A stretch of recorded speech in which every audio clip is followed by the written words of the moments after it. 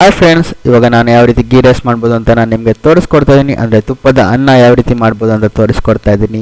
ನಾನು ಒಂದು ಪಾತ್ರೆಯಲ್ಲಿ 1.5 ಬಟ್ಲಷ್ಟು ಬಾಸುಮತಿ ಅಕ್ಕಿನ ತಗೊಂಡಿದ್ದೀನಿ. ಆ ಅಕ್ಕಿನ ನಾನು ಈಗ ನೆನೆ ಹಾಕ್ತಾ ಇದ್ದೀನಿ. 3/4 ಗಂಟೆಯಿಂದ 1 ಗಂಟೆವರೆಗೂ ನಾನು ಈ ಅಕ್ಕಿನ ನೆನೆ ಹಾಕಿರ್ತೇನೆ. ಅದಾದ ನಂತರ ನಾನು ಚಿಕ್ಕದಾಗೆ ಈ ರೀತಿ ಉದ್ದುದ್ದಾಗೆ ಕಟ್ ಮಾಡಿದ್ದೀನಿ. ಈರುಳ್ಳಿ 2 ಮೀಡಿಯಂ ಸೈಜ್ ಈರುಳ್ಳಿ ತೊಗೊಂಡಿದ್ದೀನಿ, ಮೆಣಸು ತೊಗೊಂಡಿದ್ದೀನಿ, ಏಲಕ್ಕಿ ತೊಗೊಂಡಿದ್ದೀನಿ, ಚಕ್ಕೆ ತೊಗೊಂಡಿದ್ದೀನಿ, ಮತ್ತು ಬೇ ಲೀಫ್ ತೊಗೊಂಡಿದ್ದೀನಿ.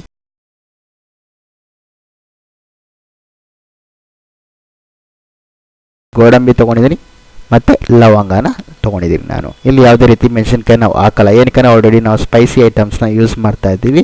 ಅದೇ ಲೈಟಾಗಿ ಖಾರ ಥರ ಬಂದಿರುತ್ತೆ.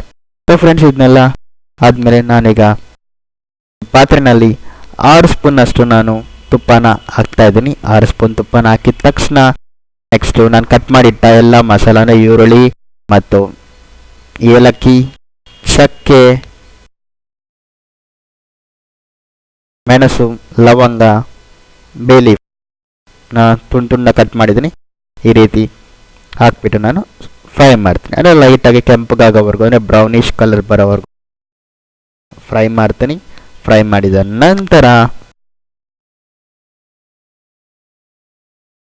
ನೀವು ನೋಡ್ಬೋದು ಬ್ರೌನಿಷ್ ಆಗ್ತಾ ಇದೆ. ಫುಲ್ ಇನ್ನೇನು ಬ್ರೌನ್ ಆಗೋಕ್ಕೆ ಬಂತು ಅಂದಾಗ ನಾನು ಗೋಡಂಬಿನ ಹಾಕ್ತಾ ಇದ್ದೀನಿ.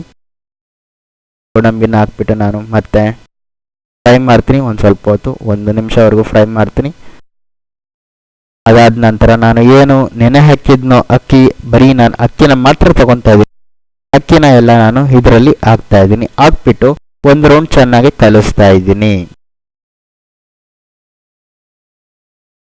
ಈ ರೀತಿ ಕಲಸಿದ ನಂತರ ನಾನು ಉಪ್ಪು 3/4 ಸ್ಪೂನ್ ಉಪ್ಪನ್ನು ನಾನು ಇಲ್ಲಿ ಹಾಕ್ತಾ ಇದ್ದೀನಿ. ಅಂದರೆ 3/4 ಸ್ಪೂನ್ ಉಪ್ಪನ್ನ ನಾನು ಇಲ್ಲಿ ಹಾಕ್ತಾ ಇದ್ದೀನಿ. 1.5 ಬಟ್ಲು ಹಾಕಿದ್ರೆ ನಾವು 3 ಜನ ಊಟ ಮಾಡ್ಬೋದು. ಈಗ ನಾನು ನೀರನ್ನು ಹಾಕ್ತಾ ಇದ್ದೀನಿ. 3.5 ಕಪ್ ನೀರನ್ನ ನಾನು ಇಲ್ಲಿ ಹಾಕಿದ್ದೀನಿ. ಅಂದರೆ ಫಸ್ಟ್ 3 ಕಪ್ ಹಾಕಿ ಸಾಕು. ಅಂದರೆ ಒಂದೊಂದು ಬಾಸುಮತಿ ಅಕ್ಕಿ ಒಂದೊಂದು ಥರ ನೀರು ಹಿಡಿಯುತ್ತೆ. ಫಸ್ಟ್ 3 ಕಪ್ ಹಾಕಿ, 3 ಕಪ್ ಹಾಕಿದ ನಂತರ ಈ ರೀತಿ ತಟ್ಟೆನ ಮುಚ್ಚಿ ಇಟ್ಬಿಡಿ. ಕುದಿಯೋಕ್ಕೆ ಸ್ಟಾರ್ಟ್ ಆಗೋದ್ರೆ ಕುದ್ದ ನಂತರ ತಟ್ಟೆನ ಓಪನ್ ಮಾಡಿ ನೋಡಿ. ಅಂದರೆ ಇನ್ನೂ ಕುದಿಬೇಕಾ ಬೇಡವಾ ಅಂತ ನೋಡಿ. ನಿಮಗೆ ಇನ್ನೂ ನೀರು ಬೇಕಾದಲ್ಲಿ ಇವಾಗ ಈ ಟೈಮ್ನಲ್ಲಿ ನೀರು ಹಾಕ್ಬೋದು. ಇಲ್ಲಾಂದರೆ ಅಷ್ಟೇ ಅಂತ ಸಾಕು ಅನ್ಸಿದ್ರೆ ನೀವು ಅದೇ ರೀತಿ ಸ್ವಿಚ್ ಆಫ್, ಅಂದರೆ ಬರ್ನರ್ನ ಸ್ವಿಚ್ ಆಫ್ ಮಾಡಿ ತಟ್ಟೆ ಮುಚ್ಚಿ ಹಾಗೇ ಬಿಟ್ಬಿಡಿ. ಒಂದು 15 ನಿಮಿಷ ಹಾಗೆ ಬಿಟ್ಟಾದ ನಂತರ 15 ನಿಮಿಷ ಆದ್ಮೇಲೆ ಮತ್ತೆ ತಟ್ಟೆನ ಓಪನ್ ಮಾಡಿ ನೀವು ನೋಡ್ಬೋದು ಗೀ ರೈಸ್ ಬಂದು ರೆಡಿಯಾಗಿದೆ. ಇದು ಅತ್ಯಂತ ಸುಲಭವಾಗಿ, ಅತ್ಯಂತ ವೇಗವಾಗಿ ರುಚಿಕರವಾದ ಗೀ ರೈಸ್ ಬಂದು ರೆಡಿಯಾಗಿದೆ ಫ್ರೆಂಡ್.